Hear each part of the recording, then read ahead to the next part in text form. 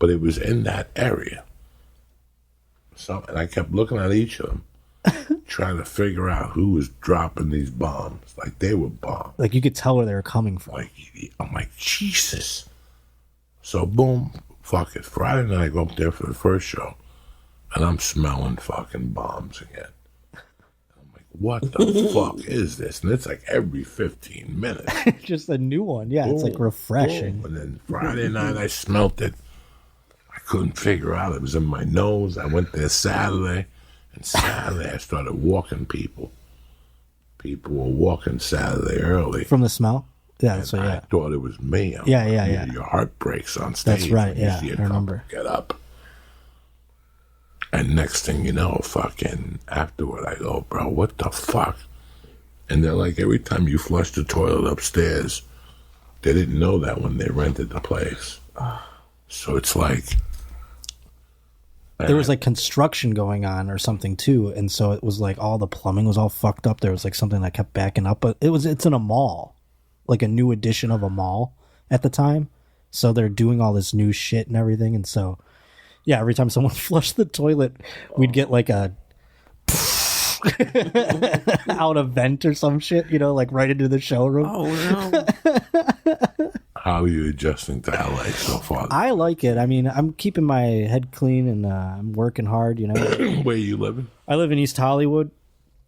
I miss Buffalo in a lot of ways, but also there those same things I go like, I need to do something else too, you know what I mean? I got to see something else and live somewhere else, experience new things. And so I love it living here so far. The sun's nice, it's I don't drive anymore. I sold my car when I moved here, and I just said I'm not driving when I go to LA, and it's been easier than I ever expected, and it's kind of a weight lifted off me. I don't know if you remember, I had like all these like fucking driving mishaps and like arrests and shit like that from driving, because I was driving all over the place, and I kept getting tickets here and there, and I was poor, so I wouldn't pay this one, or I would like let it lapse or whatever. So driving was always dicey for me. It gave me like terrible anxiety. And so I'm happy that I don't have to do that anymore. Plus I'm going blind, so I probably shouldn't drive anyway. How's your eyesight now? So far so good. It's kick staying in there, I probably should get new glasses soon, but other than that, it's been it's fine. I'm blind in this eye, but other than that, I still got this one going. Is it a degenerative disease? It is, yeah, but I've done things to slow it down. Okay. So, I mean, I'm sure when I'm like middle-aged or whatever, when people's eyes start going again, I'm probably going to have like some hiccups, but hopefully whatever's in place there is good enough to withstand some of that, I mean, they tell you all this shit about fucking reefer. That if you smoke, remember, that was the first excuse. Yeah. Well, God, that's why I smoke a ton of it, just to be sure. And I smoke reefer all the time. I can't wait for that doctor to tell me I have glaucoma. I'm going to smack him so hard. Like, I've been preparing for glaucoma since I was like 18. So I would never fucking have it. No, the glaucoma's not the one that everyone gets like a cataract at some point, I feel like, I have one I don't even bother taking out of it, because it's like I can't see out of that fucking eye anyway, so who gives a shit? Cataract anyway, But yeah, I mean, that St. Louis weekend, I remember it was the Super Bowl too. And I remember being like, oh, the Super Bowl's tomorrow. Me and the MC were going to drive 12 hours after that show on Saturday night. So we dropped you off, and then we just drove to Buffalo after that. That's right. Yeah. Now, where'd you drop me off? The airport? That hotel. Because we went that night, like it was like the late show Saturday, and then we just drove home after the late show. And because I remember, I was like, oh, I'm so, because they were like, that's right, you and the manager or something. Me and Kyle, the MC, Kyle Turner. MC. So you guys got in the car after the show, and I remember telling you to stop after like 5 hours. Yeah.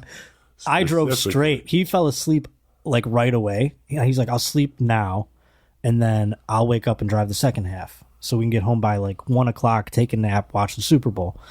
And he ended up waking up at like 9 a.m. and I'm like, I'm good, dude. I'll just finish it.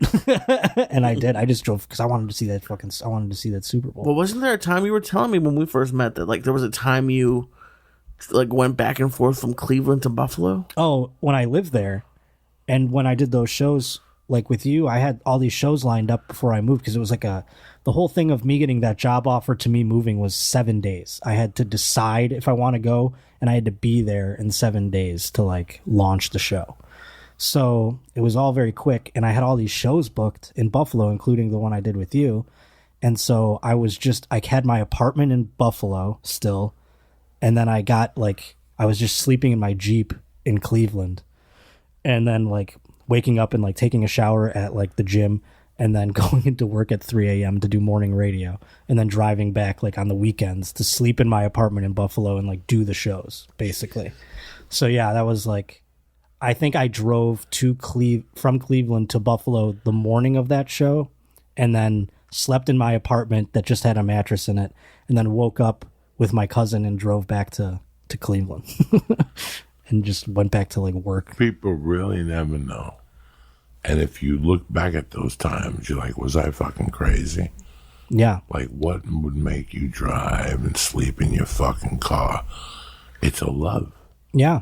It's a passion. What would make it okay? Like, if you went to the normal college educated person and told that to, what would they say to you? It makes me sad that some people don't have that at all. There's nothing they would do that for, you know? There's a lot of people in the world that have nothing that makes them feel that way. That makes me kind of sad for them.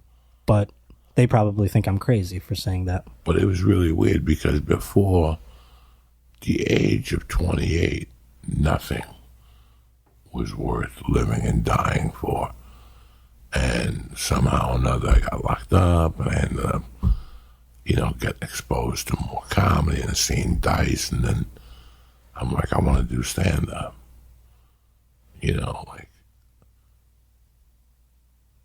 What are we talking about? Living and dying for something. Yeah, like sleeping in your car and shit. I went from loving cocaine. Like, that was my only passion. Like, I liked sex, I liked girls, I liked Szechuan beef, I liked pork egg rolls, But there was nothing everything was like, I liked music, I loved music, but I loved cocaine. Comedy swept me off my feet.